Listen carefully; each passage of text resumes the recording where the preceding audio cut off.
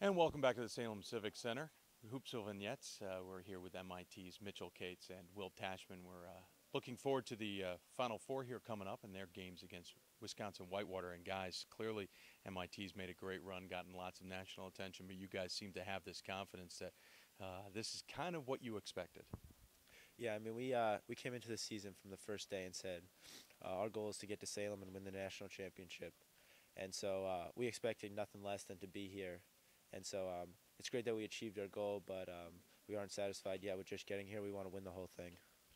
Will, a lot of people will look on paper and say, well, I don't know if they match up well necessarily with Whitewater. They aren't, they look at stats, they look at everything else. From your point of view, you guys obviously have some height and you've got some speed. How do you think you match up with Whitewater? Well, I think every team we play is going to face our team defense. We have a lot of great guys on defense, and we know our roles, and we get to spots and help over and help the helper situations. So I think we can match up pretty well with a lot of teams just because of our versatility at each spot and our length. Something interesting, you've got Nolan Hollingsworth, you've got other players obviously on this squad, but for you, maybe not as big a factor in that game against Franklin and Marshall, but it almost seemed like you didn't have to be.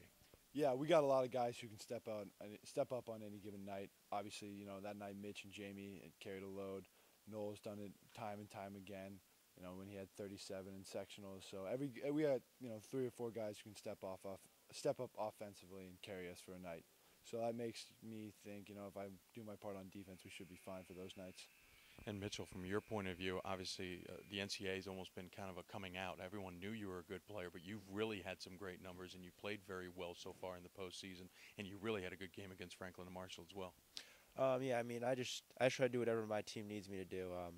Sometimes it's scoring, sometimes it's playing defense, locking up a defender, and I just give them whatever they need on a given night.